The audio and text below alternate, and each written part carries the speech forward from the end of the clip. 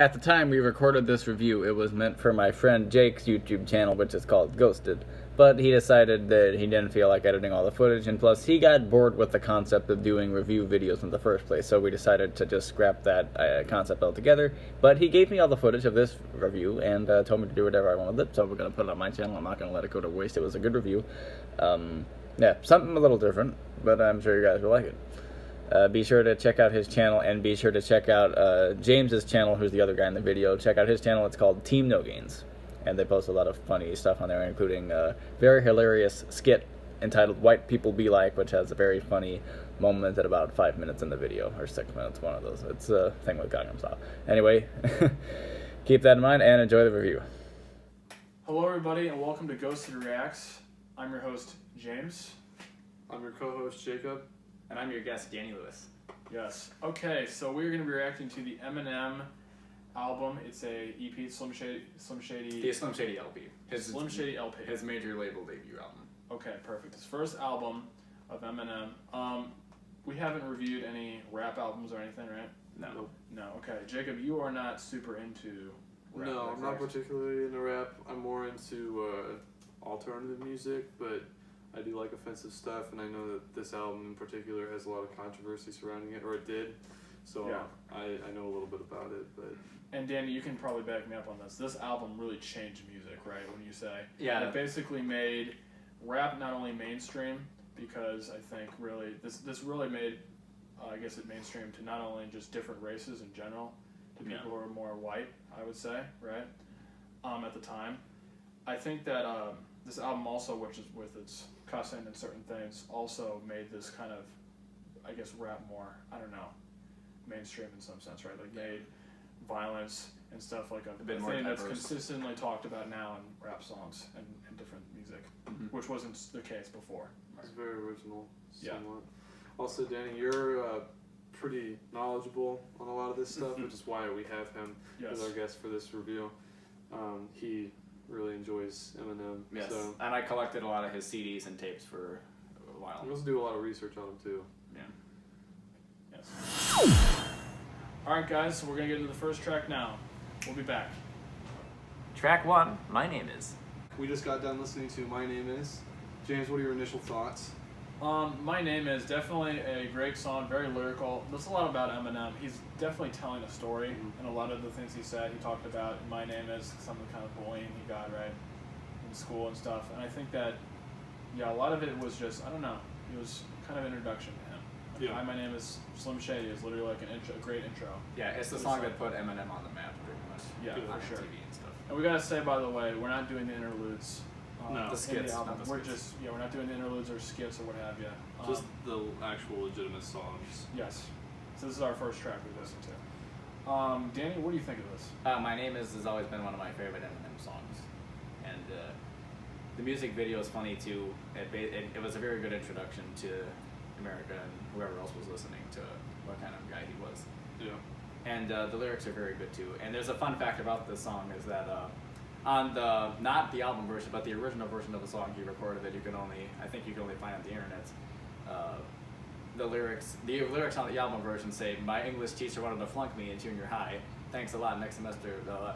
But in the original version, the lyric was, "My English teacher wanted to have sex in junior high, but the only problem was my English teacher was a guy."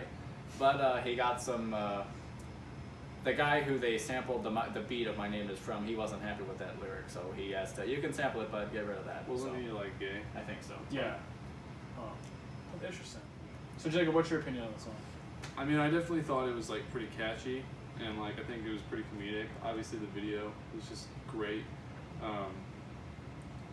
It's overall hilarious. I mean, like, I love hearing all, like, the sound effects and stuff in the background. Yes, the sound effects make it great. It just really contributes to kind of, like, the storytelling, because it just kind of reminds me of, like, it's a song, but it's a song that you can almost see visually in your head, because all the sound effects kind of just add on to, like, I don't know, immersing you in the music.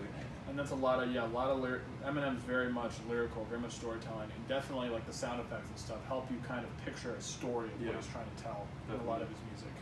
And I think we'll see more of that as we listen to the album. Definitely. So let's go on to track 2. All right, we were back from song 2, Guilty Conscious. That's Yes. right. It was phenomenal song. We actually just watched the video for it. Really, really good. Yes, absolutely. I love this video. Definitely is probably, in my opinion, one of his best storytelling videos besides the song Stan. Mm-hmm. I think really watching the music video helps a lot. I love how it went over 3 different scenarios in one song. It had like the news reporter like introduce the scenario that was going to occur, and then you would see it, and then at the very end you have Dr. Dre pretty much just give up, and then something fucked up happens. But yeah, I think that song's a great song. It's definitely something you're listening to. It's not like a song where I listen to it over and over again, like replay value, but it's just something I would listen to every once in a while because it's such a good story. Yeah. I definitely really, really liked like the instrumental in the background and stuff like that.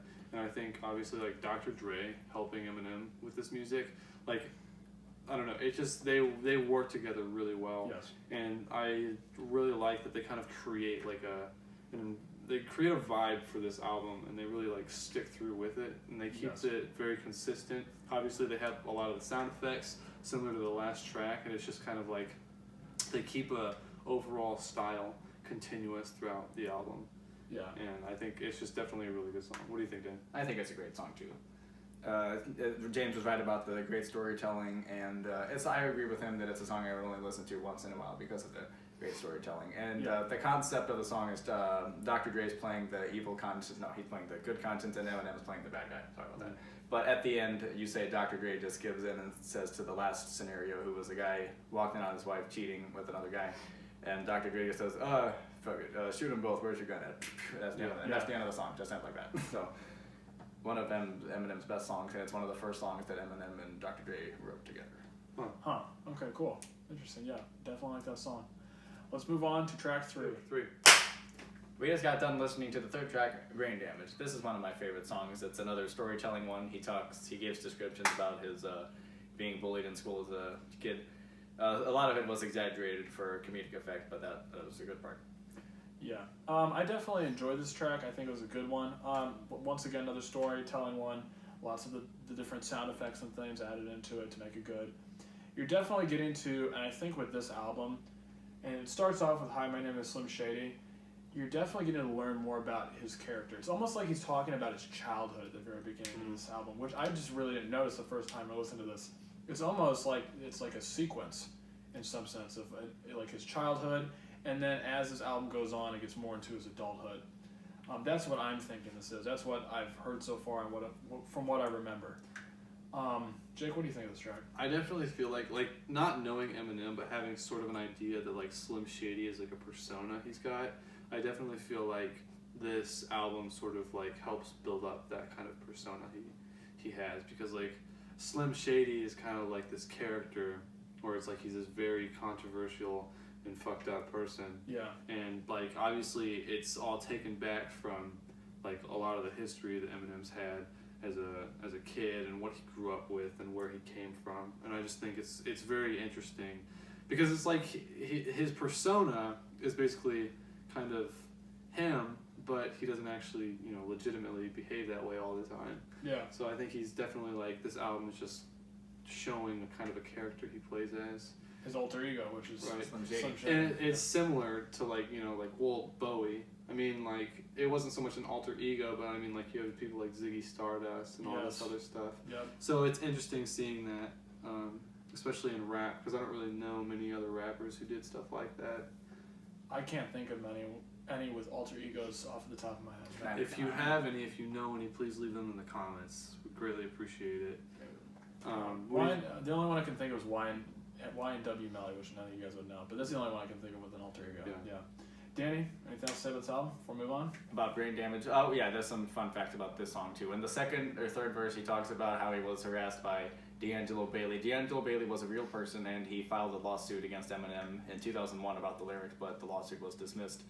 And we talked about how getting bullied in the bathroom. That kind of happened in real life to an extent. Because in around 1983, 84, I read about that. He got beat up and he was in the hospital for a while. So yeah, didn't get like beaten to death. Not beaten to death, but he was like bleeding out in the almost. bathroom. Yeah. I have a question. What year was this album released? 1999. 1999, and what time was like the whole Columbine stuff? Is that Columbine happened kind of right after this album was released. That's really interesting because like you think about like obviously when Eminem's talking about going and like beating the shit out of the bully, It's not so much like a school shooting, but I mean like violence in school and how relevant that probably was. These first 2 tracks are kind of like that, violence in school. Yeah, and I definitely feel like you could probably see the impact that like this kind of music, like parents would probably look at this kind of music and see things like Columbine, and they probably just go and they blame it on people like Eminem. And it's really interesting seeing stuff Yeah, like actually, that. I think you might be right about that. I think there was actually a connection. I don't actually have any like knowledge if they've done that. I know that like parents would go in and they'd accuse like people like Marilyn Manson or other rock bands for like violence and stuff like that. But it's interesting seeing that. So yeah. And Marilyn Manson and M back each other up in the public eye when they were accused about that. yeah, I'm sure they probably all had to stick together. So Yeah. Cool. All right, on to the 4th track. All right, guys, we're back from the 4th track. If I had, I will say, first of all, this is probably my 2nd favorite track on this entire album. I like this track a lot. Very chill vibe. I like the person singing in the background with her vocals. And the lyrics of the song, too, you can definitely tell it's kind of moving from the whole childhood intro perspective of introducing him as a character, kind of to now just showing how angry he is at the world. You know, if I had $1 million, if I had this, he was talking about all the different things he would do. Yeah. Definitely like negative things to the world, trying to hate the world, you know, telling him everybody to kiss his ass, basically. Kind of just showing him as a character. And this theme, I think, definitely goes throughout the entire album. You get this kind of theme where he's telling the world to go fuck themselves, basically, because it's his life. definitely. So, yeah. Anyways, Danny, what do you think of this? I enjoyed this song. It's one of the more personal, more deep songs on the album, and my favorite part of the song is probably the hook, where it's if I had one wish, I would ask for a big enough ass for the whole world to kiss. So it just kind of gives that vibe. Yeah, like, definitely. F everyone. So. Yeah, basically that. And a fun fact about this song, he released this twice. He had previously released this on his 1997 EP, Just in Detroit, called the Slim Shady EP, and but they thought it was a good recording, so they put it on the Slim Shady LP for everyone else to hear. Okay. Jake, what'd you think? I definitely thought that this one was a lot more laid back than most of the other tracks, obviously. Yeah, instrumental wise. Yeah, I love the instrumental in the background, even though it's very simplistic. I really enjoy synth and stuff like that. I really liked, obviously, the vocals in the background were the females singing, and the lyrics are obviously a lot more heartfelt than a lot of the other ones. Not to say that the past lyrics weren't heartfelt or anything like that, but I feel like this song in particular kind of really comes from the heart, where he discusses a lot of his financial struggles and how hard life was growing up, coming from where he did. Yeah. And I think that's really important to somebody like Eminem. And I feel like it kind of strayed away, this song in particular, from his persona as like Slim Shady. Yes. Like you can definitely see like more of a modern Eminem, like how you see Eminem now. I feel like this song kind of foreshadows that, because I kind of feel like he, from what I know about him now, sort of strayed away from so much of an offensive image of Slim Shady and sort of kind of became a little shows more, him more as a human. right? Yeah. Yes. Definitely. Yeah, more personal. So I definitely like this track. It's very laid back, which is kind of a breath of fresh air in this album so far. Not to say that any of the other stuff is bad, but it's definitely really good. Yeah, definitely more chill. Yeah. Instrumental wise. All right, guys, on to the 5th track. We just got done listening to 97 Bonnie and Clyde. Obviously a very unique track. Yes. Very unique subject matter. Yeah, There's definitely. basically, it's just entailing how Eminem murdered his wife and he's with his daughter, and they're disposing of his wife's body. Yep. You can see that it's on the album cover as well. That's right. I've got a little bit of like mixed emotions on this. Yeah. Because like obviously like I love the controversy of the matter, but at the same time like I feel like he should keep the problems between him and his wife and not drag his. Well, I don't know if it was actually Haley making those sounds. I think it was. I'm not sure, because Haley's done music with Eminem Yeah. when she was like a kid. If you remember Haley's song on the show. That's true. Yeah, so I don't know. I think that I mean, I guess if the kid did do the recordings, I don't know if the kid Well, actually knows even what's if going on. even if she, And obviously, I think the wife's she not did. actually dead, but I mean, If- still, she was definitely dragged into this. if she Oh, didn't sure. if she didn't even do it, it's just the subject matter of like dragging your daughter onto this track where you're discussing murdering her mother is like True. it's At least she pretty- wasn't old enough to understand. So it's No, okay. but like growing up with that, Still, you have to grow up and like you have to understand the you consequences. gotta imagine him in the studio too, like, hey, make this Hey, sound. Hallie, Like Make I understand that Eminem obviously was probably very upset about what was going on, but like you have to like control yourself and like realize that the impact of your actions like this. I mean, like what was that like growing up with a dad who Well, sang like, a song? Growing up with Eminem as your father, that's the question. Seriously, growing up with Eminem. I mean, like I'm sure Eminem. Like I know that you can hear in the song. He obviously loves his daughter. Yeah. Obviously, I think the subject matter is just it's very fucked up, and Yeah. I mean, like I like the song. I think the song is very good, but I don't know. It's like I don't want to sit here and be all judgmental and act like I'm one of those. I definitely just feel like it would have pissed off parents whenever he made it, and I think he was Yes. probably definitely aware of that. This album pissed Yes. off parents. Absolutely. This whole thing is about the world. Also, as he said, basically, he doesn't give a fuck about the world. Right. He's very angry at the world. I do feel like This is very dark. I think it's. I mean, even if it is, I don't think bringing the kid in necessarily. If that was the kid's voice, was a great thing to do. Morally, however, I don't mind like an artist's perspective on things. Yeah. Like if he wanted to write this maybe without his daughter being in there, I would have been cool. I'm with just it. saying as a But, like, normal yeah. as a normal person, I would not probably want to do that myself. Yeah. I I mean, agree. like I guess it's his art. I'm not the artist in this aspect, but I don't know. I think it was interesting, and I feel like it feeds back into that persona of like who is Slim Shady. Yes, this you is a know, great. yeah. All these songs are definitely tying into the album Right. concept. Yeah. What do you think, Dan? Oh, it's definitely a classic. It's called 97 Bonnie and Clyde. This is another song he recorded in 1997 and put it on the Slim Shady EP. But the the only difference between the EP version and the LP is that the EP had a different instrumental, and the LP added about 40 seconds of sound effects of dragging the body across the thing. That wasn't any of that in the original version. But it was called 97 Bonnie and Clyde. And on the album cover of the Slim Shady LP, that's actual Haley on the cover. And the story behind the album cover is that he told Kim that, I'm going to take Haley to Chuck E. Cheese, we'll be back, and they shot that freaking album cover. Really? Yeah, she wasn't too happy about it. That's messed up. Yeah. And another, Damn. 97 Bonnie and Clyde, also known as just I the didn't two know of that. us, but name. Yeah. Wow. Huh. All right. That's Well, interesting. we're gonna move on to the next track, so we will be back. All right, guys. So we just got back to listening. Start over. Chop chop. All right, so we just got back from listening to Role Model. Definitely another one of my favorite tracks on the album. A lot of different things we're discussing here. I guess the main theme is clearly that he should not be a role model for kids, basically. Oh, yeah. It's what he's kind of saying, at the same time, obviously saying this sarcastically, saying that, he should be the role model. Yeah. Smoke weed, kill people, stuff like that. He was saying in the chorus of the song. He talked a lot about different things, definitely politicians and people criticizing him for Yeah. being a white rapper Yeah. at the time, because he definitely stood out. Besides, as he mentioned, Vanilla Ice was one of the only other really people at his time, and maybe like, I don't know, Kid Rock, Yeah. the only other people. But he was like the only one who was like an actual rapper, I guess you Yeah. could say, who would be taken Definitely. seriously at the time.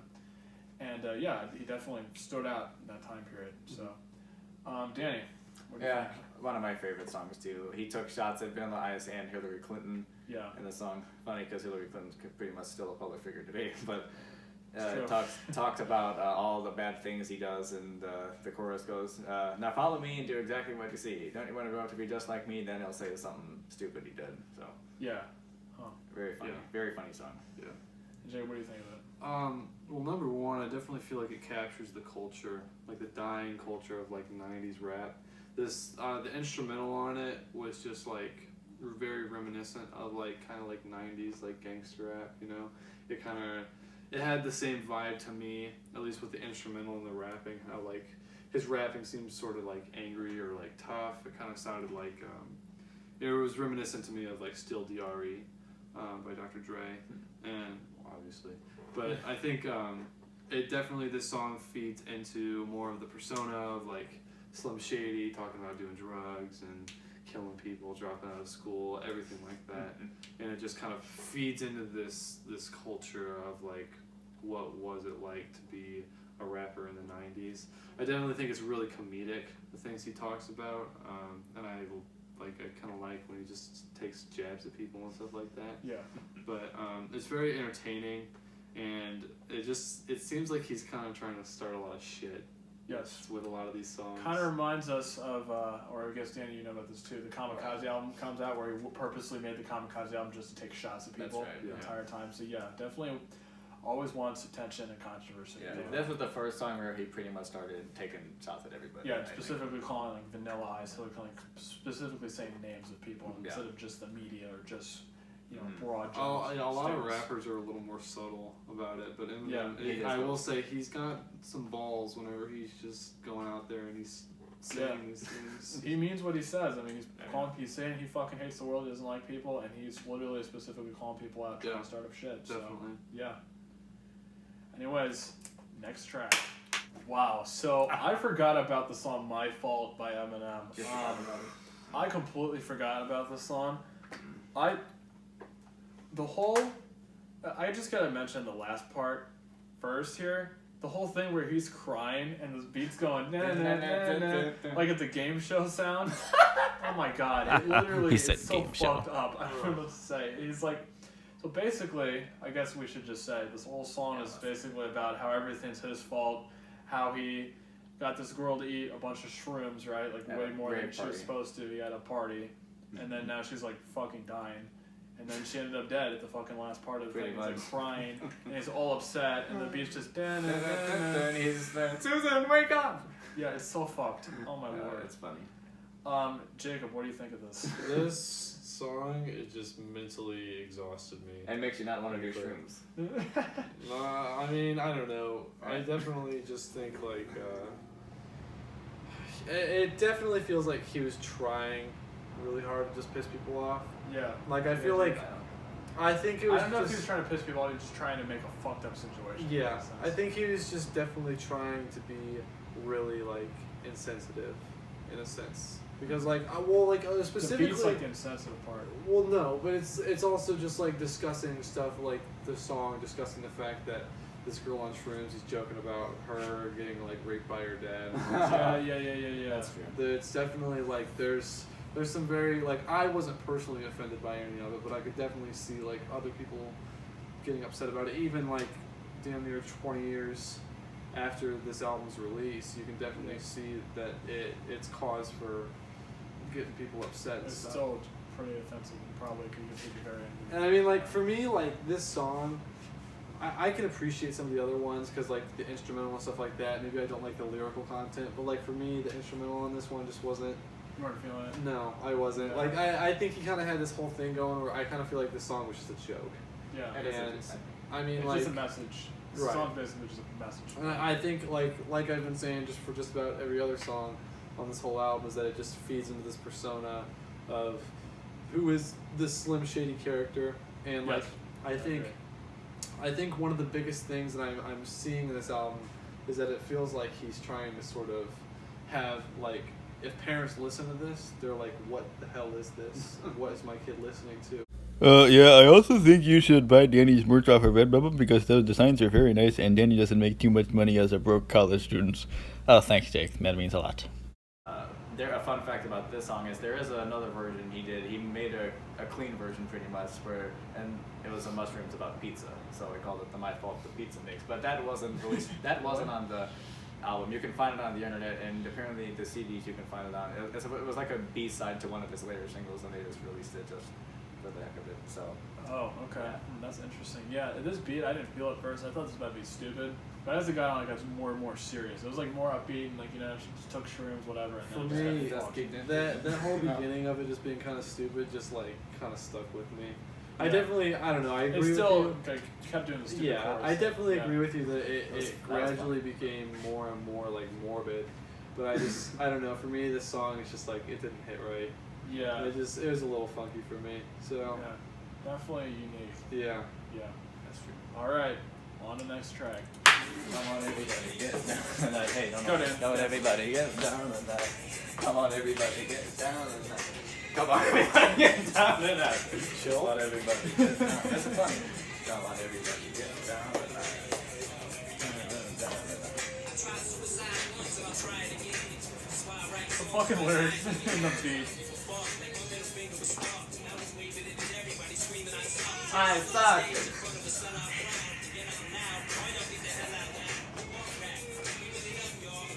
Ooh, damn, wow.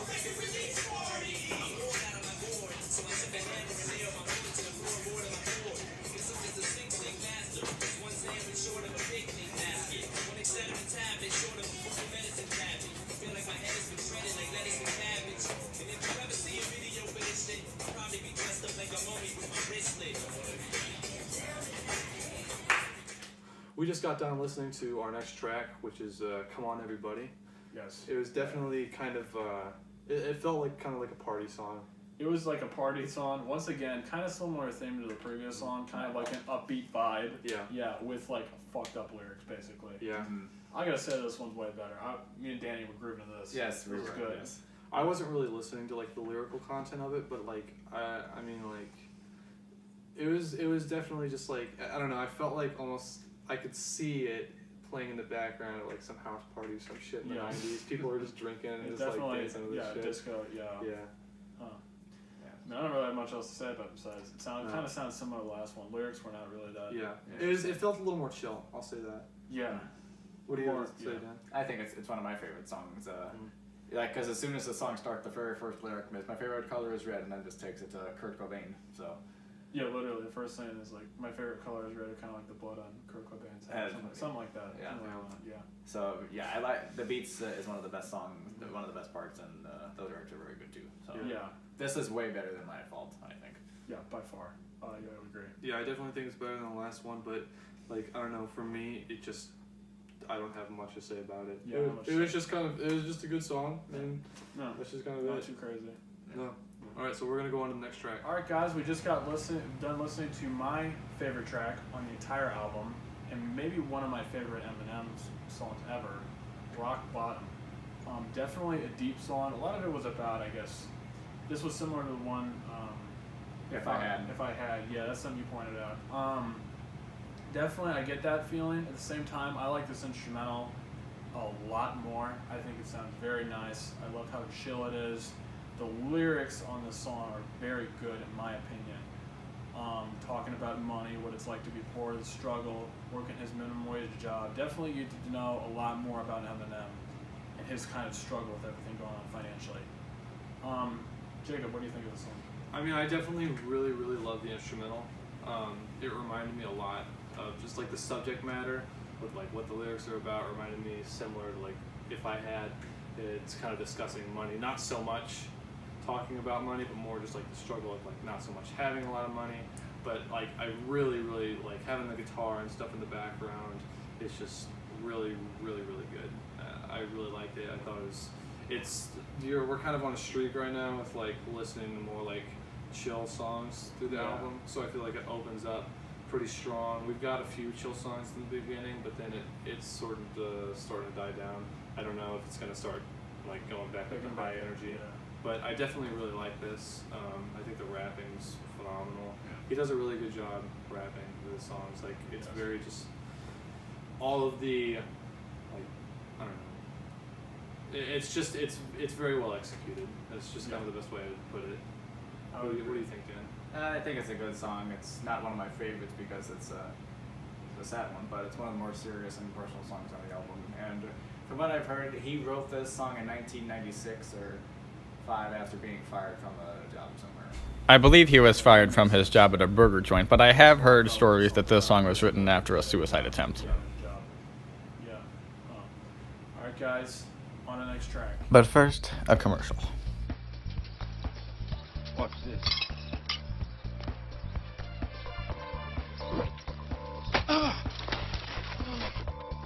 What the heck are you doing? That's what I'm talking about.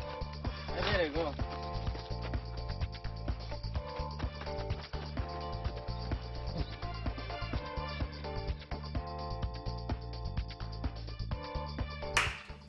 All Alright, we just got done listening to Don't Give a Fuck.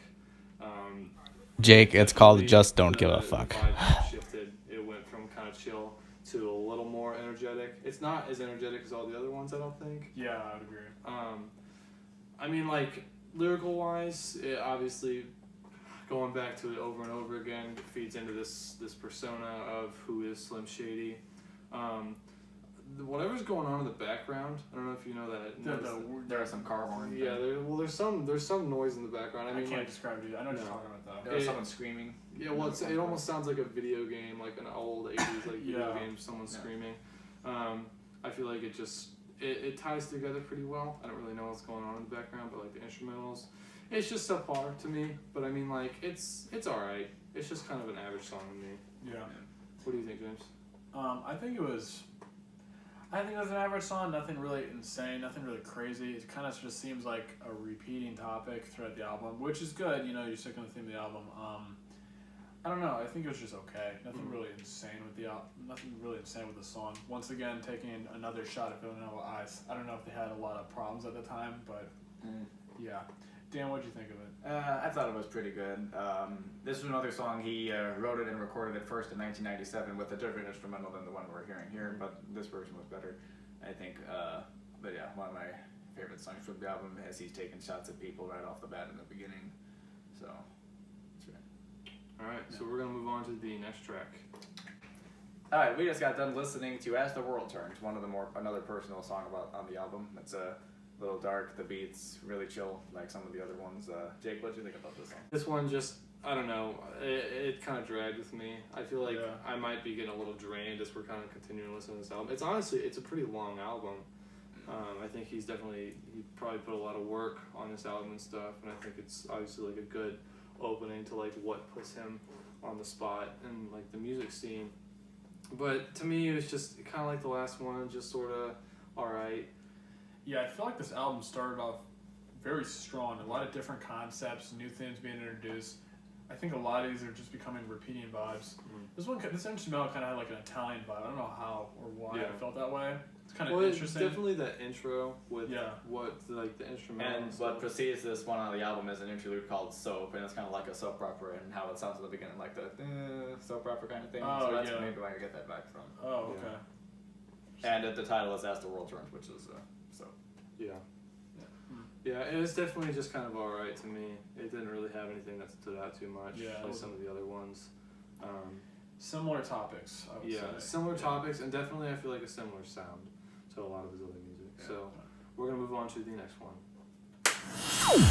Alright, we just got done listening to I'm Shady. I kind of, like, seeing the title for this song, I definitely went into this kind of getting a similar vibe of like, hi, my name is. Yeah. Obviously, like, if it's with a title like that, it feeds into the character of Slim Shady. I kind of felt like it was really, like, hitting good with the opening, and then he kind of started singing, and I wasn't really a fan of that sound. The chorus on this thing is I think it's awful. funny. It's funny. I mean, yeah, I get it. I guess it's supposed to be like fun. I don't think it's obviously trying to make a great chorus, but definitely makes it awful to listen to replay. The replay value of this is like nothing for me. Yeah. I definitely wouldn't want to listen to this during the song just it kind of just once again kind of repeat most of the lyrics. Danny, what do you think? I thought it was funny, but it's not something I want to listen to over and over again. Yeah. It's kind of like a repeat of My Name Is, but not as well. Yeah. I guess you can say. I would agree with that. Yeah. So hopefully the repeating kind of stops. Literally, the title basically kind of shows it's a repeat. So. Yeah, definitely. Yeah. But I like the instrumental is good because it's got a little piano solo in the background as I felt like the song progresses. whenever it started, I thought the beat was like going pretty strong. Yeah. Like I thought like there was kind of like clapping in it, and it was just like I felt like it was kind of like going good, but then we get into the singing, and I just like the chorus is not clopping around. Yeah. All right. Well, we're gonna move on to the next track. Okay, guys, we are back from listening to Bad Meets Evil. I gotta say, I'm actually shocked. I don't really remember the song that much when I first listened to it. I think the beat, the whole instrumental, Eminem and Royce did a good job. The chorus is good. The whole Royce over this beat is really good. I have to say, it just sounds so nice. And both of them, I think it was just a good track overall. Sounds like a not. I don't think it fits super well with the album in a sense. It doesn't keep the theme, but that's good. It's something different. It's refreshing, in my opinion. To hear I something feel this. like this would have been a good single to kind of maybe have been released separately, but I do think like it does a good job, kind of like you said, like giving a fresh breath of air to kind of what's going on. Because I feel like as the album sort of starts to go on, it sort of starts to drag, and they kind of just give you this rejuvenating song that's just got a kind of different sound to what you've heard prior. So I definitely feel like it's good for the album. What do you think, Dan? I think it's great, and it's the introduction of the Bad Meets Evil duo, which most people know for the song "Lighters," which they Eminem Verse did in 2011. Bruno Mars, right? Yeah, and Bruno Mars too. Yeah. But this was they were going to do more stuff after this. Eminem and Royce, they did a single together in late 1999, and then they kind of broke up because Eminem had more stuff to do with D12 and those guys. But that's the story. That's the story for another time. And him and Royce did a whole album too, right? There's more than Lighters on that album. Yes, they did a whole album together in 2011. Yes. Yeah, I listened to some of that. It's pretty good actually. That was very good. Yeah. All right, guys, time for the last song on the album. We just got done listening to the last track on the album. Still don't give a fuck. I thought it was very good. It was a very strong. It was like a very strong conclusion to the album. Yeah. And it's a sequel to Just Don't Give a Fuck. But he talks more about how he doesn't care what people think, pretty much, and if you don't like it, if you do. So Yeah. very strong. And the instrumental is very good too. I definitely, whenever we started kind of listening to this, to me it sort of sounded like it would almost be like if he had died and this was the only album he had ever produced, that like this would be his like final message to the world almost. Yeah. That's kind of, those were my initial thoughts. And it's, to me it's interesting kind of seeing all these little subtle references and like, well, foreshadowing and stuff like that. Yeah, Like he mentioned brain damage. He mentioned brain damage, he mentioned it in Kamikaze. Yeah, and he takes that and makes an album. it's just, it's interesting because like this song, so much later than this one. the song is already, the title is a sequel to another song in this album, but then ironically enough, he goes and he starts mentioning all of these other like soon-to-be projects that he's got over the years. So I definitely think that's kind of cool. I don't know. Do you think Danny had Kamikaze in his like head? Probably not, but you know, he just. I mean, he might have, said- whenever he was probably in like production of Kamikaze, he probably looked back on like the song or stuff like that, his lyrics and stuff like that, and probably took Trying to inspiration. show when he made that album, he just doesn't give a fuck. Yes, Yeah. definitely. What tie-in? Okay. Well, what do we think about the sound of the song overall as like a farewell to the album? It was great. I think the instrumental was pretty nice. Yeah, I think it was it was kind of taking a bunch of different parts from the album as a whole and putting them together in one song. Yeah, I definitely. Basically saying he still does not give a fuck. I feel like it ended the album on a strong note. Yeah. Very strong. It definitely it wavered a lot throughout this album. I definitely it was all right. Not my particular taste, but I can definitely have a lot of appreciation for like the effort and the creativity that was put into it. You know, it explores a lot. There's a lot of like storytelling elements, and then just regular rapping or just talking about personal problems and character growth, and just plain out just being controversial. I don't know. What kind of rating would you give it, James? Well, if I had to give this a rating, I'd probably give it maybe a 7.2 out of 10 if I had to give it some kind of rating. Definitely a good, strong album. All the songs really, besides maybe a couple, tie into the theme of the album, which I really appreciate when I'm listening to an album. Even if it's not like a super concept album, you know, like I appreciate like a Pink Floyd type album where the whole thing's a concept or a story. At least this matches with the album, kind of the album cover, the theme, and the name of the album, and everything kind of just matches together, showing this persona of Slim Shady. Yeah. I definitely think it's a strong album. A lot of good songs on there that have good replay value, some with just stories that I should listen to every once in a while because the stories are so good. Yeah. It's overall a good album, couple misses, but that's about it. Okay. What do you think, Dan? I'll give the Slim Shady LP probably 7.5 out of 10. Pretty good album. Some songs stronger than others, and then some which are kind of just bland, but very good for the first effort. Yeah. So. I think I'm definitely in there with you too. I'd probably give it somewhere in between 7 and 8. It's pretty good. I don't know. I don't really have too many strong thoughts on it. Like, I'm not too big on like how important this really is, just because, you know, I wasn't even born yet whenever this album came out. I wanted to ask you too. How well do you think this album has held up over the past 20 years? It's definitely, if you were to ask somebody who's into hip hop, this would probably be considered a classic. I would say. I agree with James. Well, do you think that that's because it exploded so much whenever it first came out, or do you think that elements from this album were actually important and influential in hip hop, like overall? Yeah, I would say like kind of like I did at the beginning that definitely Eminem was kind of just out on his own. He was definitely new to this rap game. He was stood out because of his color. He wasn't he was looked down upon in some sense, and he actually I think in this really proved himself as a rapper that he can actually do very well and very good at rapping in general. I just think he shows really his skill and who he is, in this album. Definitely. Yes. If you enjoyed this video, please subscribe. Please comment if you have any comments, anything like that, any suggestions. Thank you so much for watching, and please tune in next time. Yep. See ya. This is where the camera is. Right here. Okay. Right here? Do you see the little dot right here? Yes, I see the little Okay, dots. hold it. Perfect. Stay right there. Okay. Okay, move your head down. Not squat your head. Like this. Look at fucking You hurt your back? Yes. What the fuck is wrong with you? I don't know. This will You go in fucking the, 80 years old? this will go in the blooper section, hopefully. What the hell's the matter with you? I can't see your face, man. How about that? Get in there. There we go. Okay. Quit the fucking neckbeard shenanigans over there. What Nick was saying.